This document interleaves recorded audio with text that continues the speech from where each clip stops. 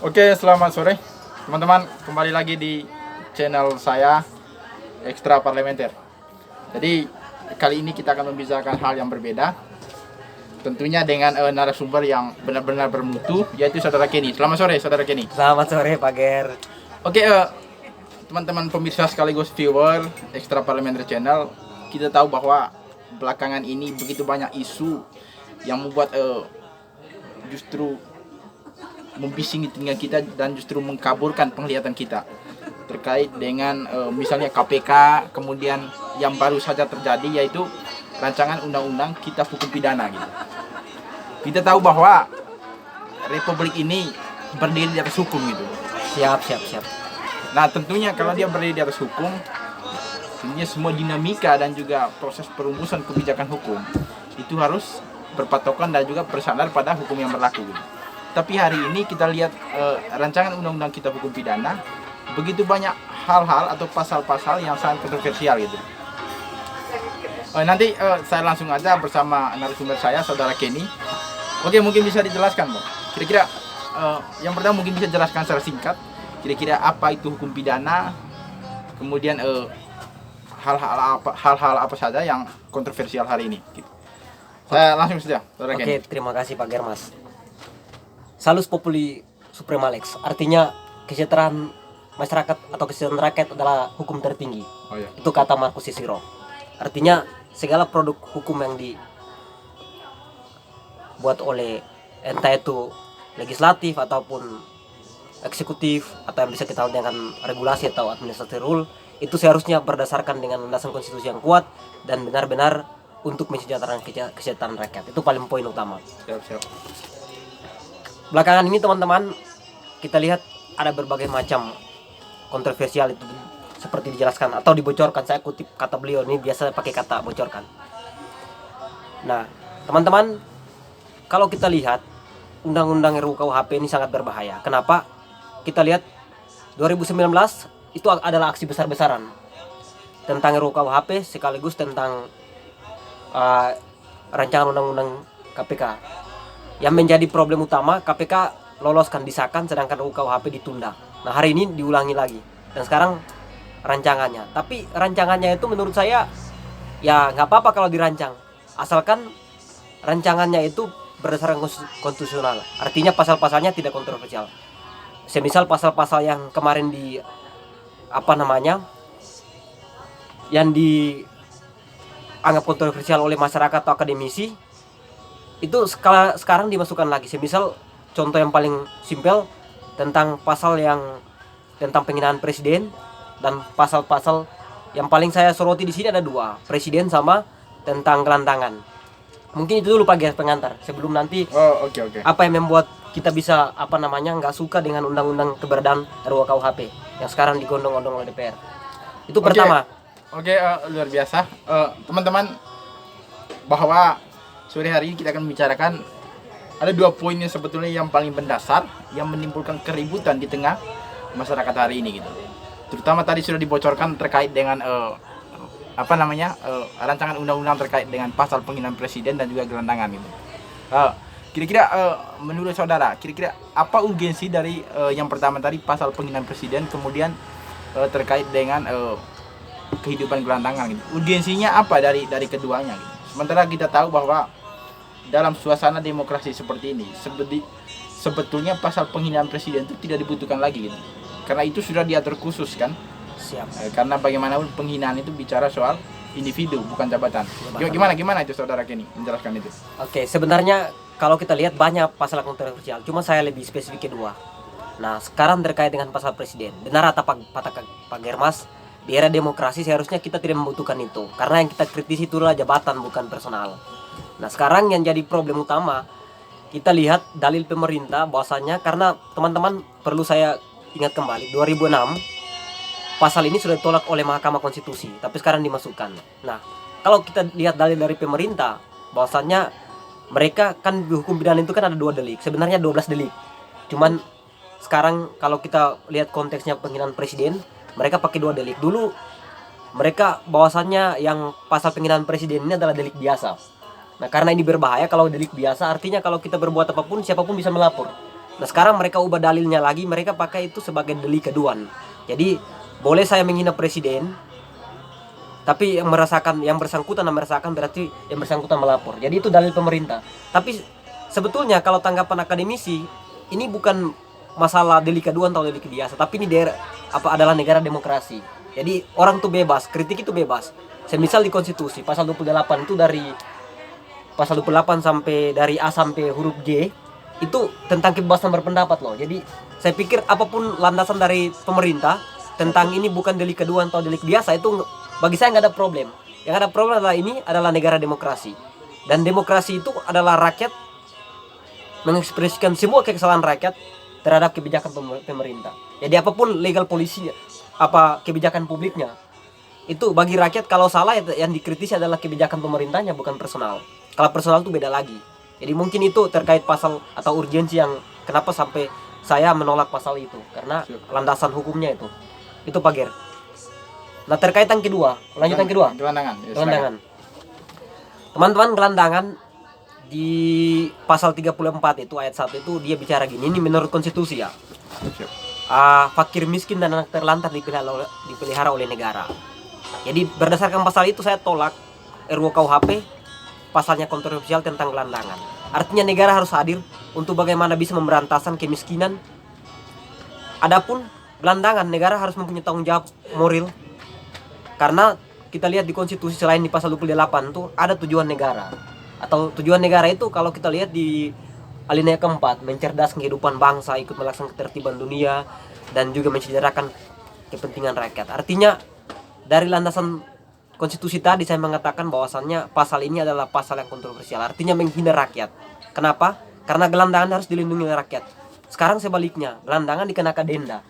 Itu dengan denda itu sekarang membuat saya, gimana cara kita bernegara? Satu lagi teman-teman, kata Marcus Cicero itu dia bilang gini. Kalau kita mau lihat secara substansi ya, kata Marcus Cicero bilang gini.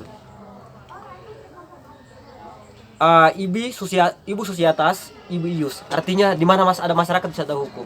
Artinya negara harus melindungi rakyat, bukan sebaliknya. Mungkin itu pengantar dari saya Pak Germas. Oke, jadi luar biasa tadi ya.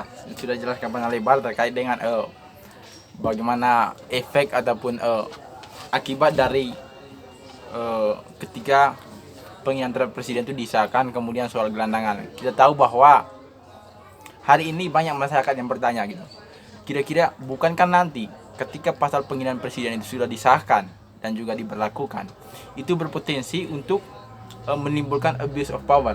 Benar. Dalam hal ini ketika masyarakat, ketika civil society melakukan kritik terhadap pemerintah, nanti dalam tanda kutip nanti saya takutnya dalam keadaan subjektif pemerintah mengatakan ini penghinaan. Ini bagaimana membedakan ini? Di satu sisi ini ruangnya kritis terbuka, tapi satu sisi juga dengan masuknya pasal penghinaan ini berpotensi ruang kritik itu terhimpit gitu. Ini bagaimana menjelaskannya ke masyarakat seperti ini? Saya pikir ini adalah pertanyaan luar biasa kan, abuse of power. Artinya itu yang sekarang dipraktikkan oleh kekuasaan hari ini. Saya pikir ini sangat berbahaya kalau kita maknai pasal tersebut. Nah, gimana cara membedakannya? Di negara Indonesia adalah negara demokrasi, supremasi tertinggi adalah supremasi hukum. Nah, Indonesia adalah negara restat, negara hukum kan, bukan negara Mastat. kekuasaan, bukan mastat. Nah, kita lihat cara kita membedakan, kita harus membedakan yang namanya kritik personal sama yang namanya kritik kebijakan. Nah, kenapa sampai masyarakat menolak atau akademisi menolak? Karena yang mereka rasakan hari ini adalah penyalahgunaan kekuasaan dari kekuasaan, atau dengan kata lain abuse of power yang dikatakan oleh Pak Germas. Kenapa? Semakin tidak ada orang yang mengkritik atau mengontrol pemerintah, maka semakin banyak kebijakan-kebijakan yang janggal yang dilakukan oleh pemerintah. Nah, cara membedakan abuse of power ini adalah ketika masyarakat atau siapapun yang mengkritik pemerintah tentang kebijakannya, berarti itu sah sebagai konstitusi kan. Sebetulnya saya yang tadi jelaskan tentang pasal 28 kan. Itu saya pikir ruang demokrasi harus mempunyai hak untuk mengkritik apapun itu pertanyaannya, apapun itu kritiknya. Tapi kalau terkait dengan kritik yang dilakukan oleh seseorang tentang individu, saya pikir itu ya benar apa yang dilakukan oleh pemerintah hari ini. Tapi itu kalau personal ya teman-teman. Tapi kalau untuk jabatan itu apapun caranya itu salah. Jadi yang saya utamakan di sini adalah atau cara membedakannya. Kalau menurut versi saya, ya kalau dia mengkritik jabatan itu sah-sah aja. Tapi kalau dia mengkritik personal itu tidak boleh. Tapi kembali lagi presiden atau jabatan publik. Jadi siapapun yang mengkritiknya boleh-boleh saja. Jadi saya pikir cara membedakannya mudah sekali. Kita harus membedakan, kita harus mengkritisi yang namanya kebijakan publik, bukan kebijakan yang memang benar-benar personal. Tapi kalau personal itu berarti itu individu ya teman-teman. Tapi kalau untuk kebijakan publik, kalau presiden itu saya pikir itu bukan personal tapi itu jabatan publik. Jadi siapapun yang mengkritiknya boleh-boleh saja. Mungkin itu saya kalau pertanyaannya hanya membedakan. Oke, ini teman-teman, ini sangat tajam bahwa sebetulnya itu tidak ribet ya, kata saudara Kenny tadi tidak ribet. Tidak ribet sebenarnya.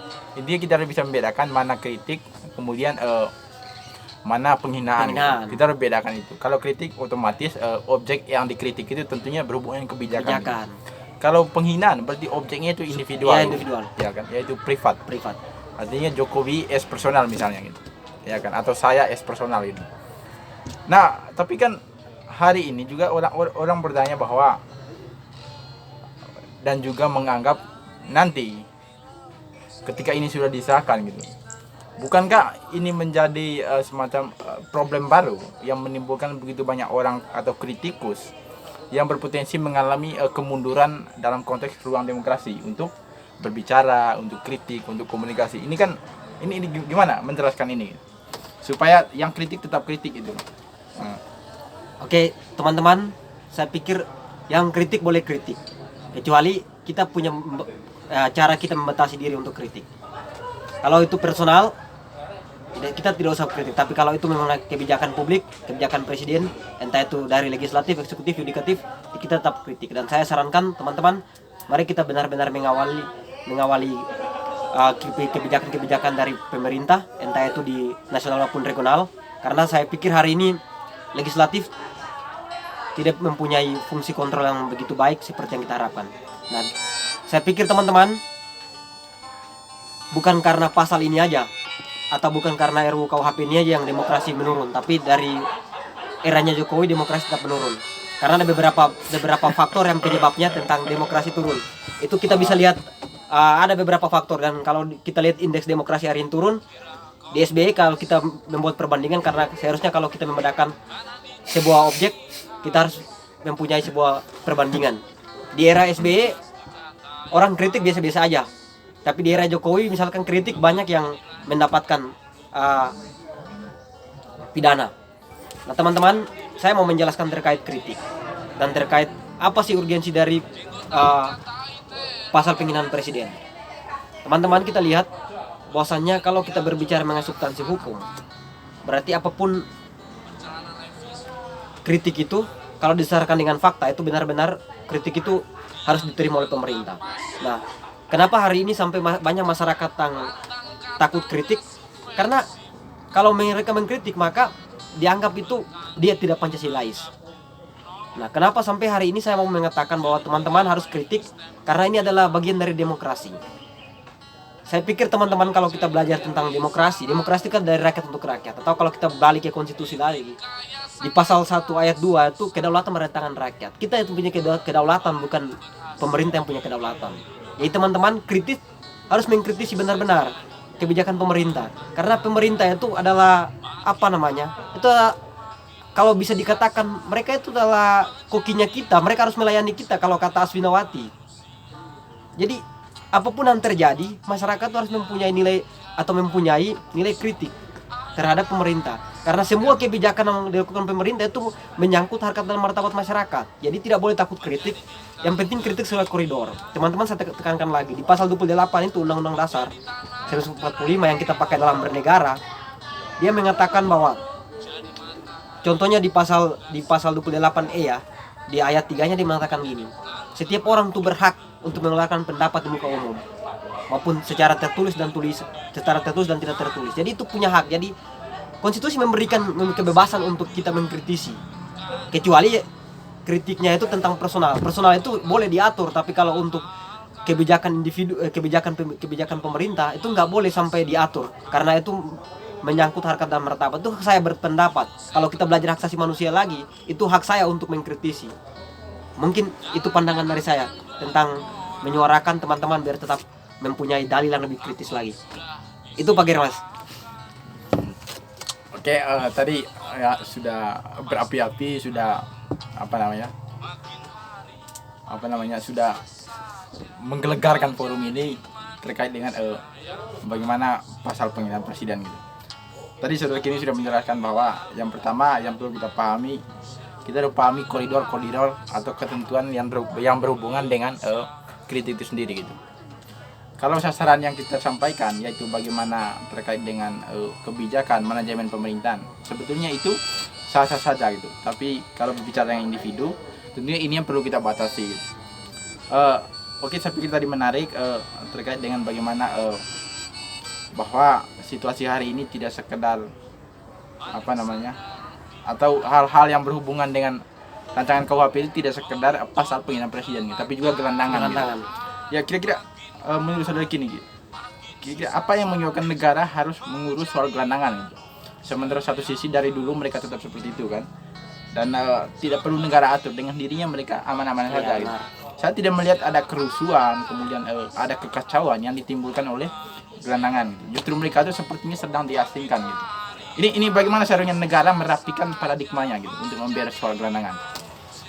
Saya pikir negara itu yang pertama, ya saya tadi bilang kan, seharusnya negara itu hadir untuk bagaimana cara melindungi masyarakatnya. Saya tadi sudah jelaskan tentang di pasal 34 tuh dia menjelaskan gini, fakir miskin anak terlantar dipelihara oleh negara. Artinya gelandangan ini harus dipelihara oleh negara, bukan negara mengabaikan mereka. Itu poin pertama. Yang kedua, terkait bagaimana sih harus negara hadir. Negara itu harus menghadirkan atau harus hadir untuk bagaimana bisa melindungi fakir miskin anak terlantar tadi, dengan cara kalau negara tidak mau mereka melakukan mereka tidak ada gelandangan, negara harus mempunyai sebuah perspektif atau sebuah kebijakan tentang bagaimana menciptakan kebijakan tentang kerja. Semisal mereka kayak semacam membuat kayak intinya mereka negara tuh harus hadir untuk bagaimana bisa melindungi fakir miskin anak terlantar tadi dengan lowongan kerja. Jadi negara itu harus membuat atau membuka lowongan kerja terhadap fakir miskin anak terlantar. Kalau negara mengatakan dia harus melindungi rakyatnya, jadi negara itu jangan seenaknya membuat sebuah kebijakan yang benar-benar merugikan rakyatnya. Semisal di pasal 34 itu kalau kita belajar hierarki tentang sistem peraturan perundang-undangan, berarti Undang-Undang Dasar itu adalah tertinggi. Itu kalau di Undang-Undang Nomor 11 Tahun 2012 tentang sistem peraturan perundang-undangan. Jadi hierarki paling tertinggi adalah undang-undang, di bawahnya Undang-Undang Dasar, di bawahnya undang-undang. Jadi dengan sendirinya pasal ini dinyatakan bisa gugur karena tidak sesuai dengan Undang-Undang Dasar, yaitu pasal 34. Nah, kalau negara mau hadir benar-benar untuk melindungi rakyatnya, bahwasan negara tidak boleh membuat sebuah produk undang-undang yang benar-benar menghina harkat dan martabat rakyatnya. Jadi poin saya, kalau negara mau benar-benar melindungi dan hadir untuk mengayomi masyarakat atau tidak mau ada gelandangan di Indonesia, maka negara harus membuka lowongan kerja buat rakyatnya. Itu poin saya. Dan juga cerdaskan mereka gitu. Dan juga cerdaskan mereka sesuai dengan apa yang diharapkan oleh founding father kita yang dirumuskan dalam Undang-Undang Dasar 1945 tentang mensejahterakan rakyat.